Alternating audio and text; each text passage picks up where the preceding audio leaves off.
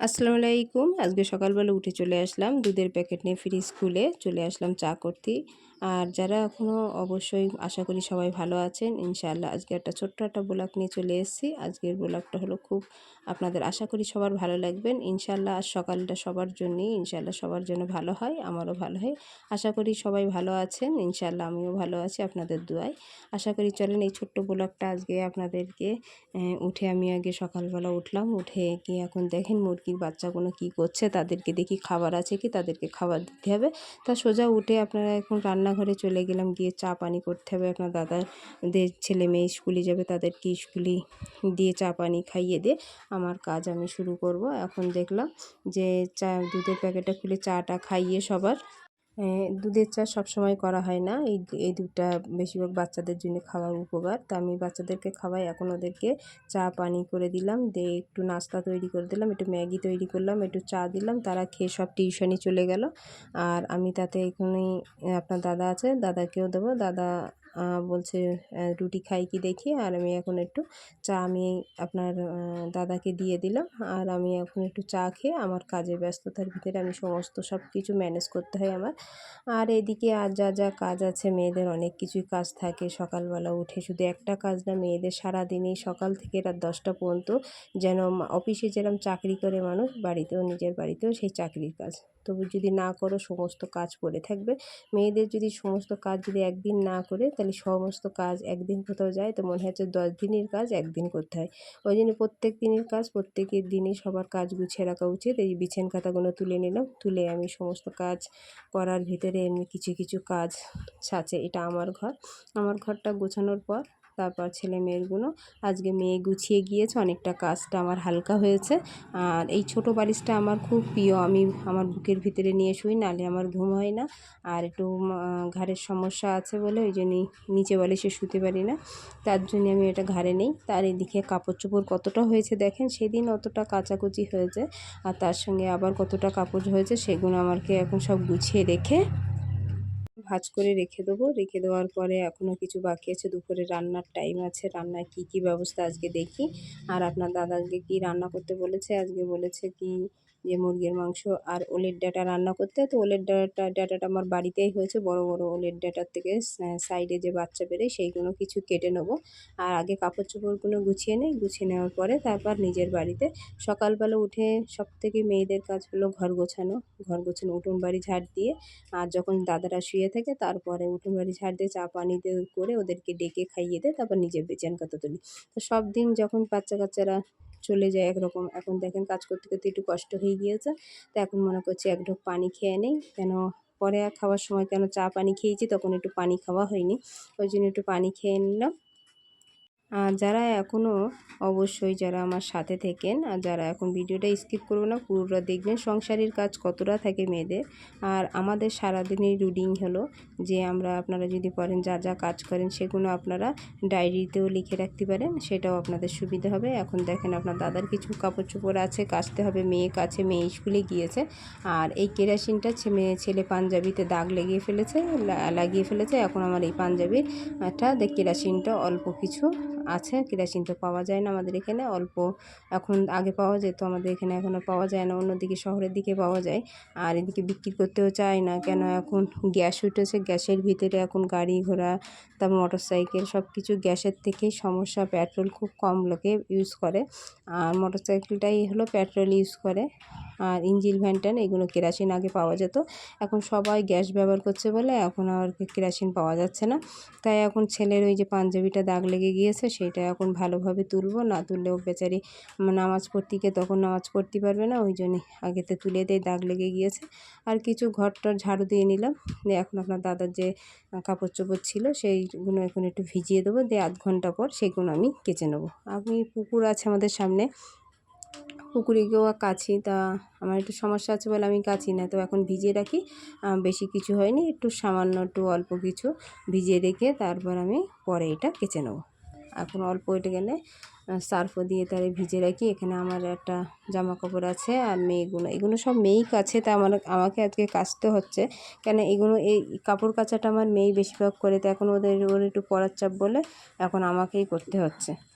তা যাই হোক, আমার ভাই আসবে বললো, তা দেখি ভাই নারকেল নিয়ে এসছে, মনে করেছিলাম ওই যে ওলের ডাঁটা দিয়ে নারকেল দিয়ে প্রচুর এই রেসিপিটা আমার ভালো লাগে, তাই এখন এই ওলের ডাঁটাগুলো কেটে নিয়েছি বাড়িতে, আর ওলের ডাঁটাগুলো এখন ভালোভাবে কুটে নেবো। এদিকে মা আসার কথা ছিল, দেখি না আসে, যাই হোক আমি এখন এটা আজকে রান্না করব। আপনার দাদাও খুব ভালোবাসে, বললো এই ডাঁটাগুলো আজকে তুমি রান্না করো, আর তোমাকে আর অন্য কিছু যা করো করো, এই ডাঁটাটা ভালোভাবে রাখো। তো আজকে সত্যিই যা রান্না করেছি অসাধারণ। আজকে দুপুরের বেলা রান্না কি হয় আপনাদের সামনে তুলে ধরছি।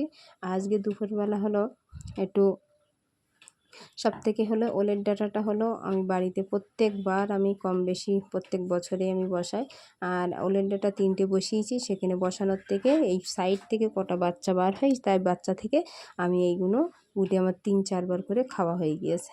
আর এখন এই একবার খাচ্ছি। যাই হোক, আমার মেয়ে খেতে যেত না, তো খুব দারুণভাবে আমি এটা রান্না করেছি।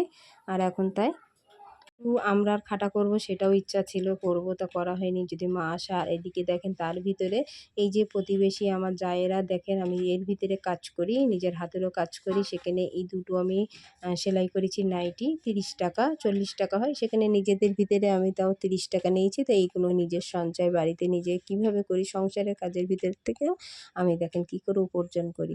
আর এখনও অনেক কাজ আছে লোকে, সেগুলো দিয়ে টাইম পাচ্ছি না, সেগুলো দিয়ে দিতে, তো এটা এমার্জেন্সি তার দরকার, তাই জন্য আমাকে দিতে হলো, যে এক্ষুনি দিতে হবে। তো সে সঙ্গে সঙ্গে এসে আমাকে একদিন পর সেলাই করে দিয়ে তাদেরকে দিলাম, দিয়ে তাই সে আমাকে 30 টাকা দিলে। 30 টাকা দিলে সংসার নিজের দাদার কাছে হাত পাততে হয় না, নিজের কাজ জানলে সমস্ত মেয়েদের গুণ থাকলে সব গুণে মেয়েদের কারুর কাছে হাত পাততে হয় না। তো ইনশাআল্লাহ আমার কারুর কাছে হাত পাততে না, শুধু আমার আল্লাহর কাছে হাত পাতি, তাছাড়া কারুর কাছে আমার হাত পাততে হয় না। নিজেই সঞ্চয় করি, কম বেশি গাছগাছালি তো সব কিছু আপনাদের সাথে শেয়ার করেছি, সব কিছু বসাই।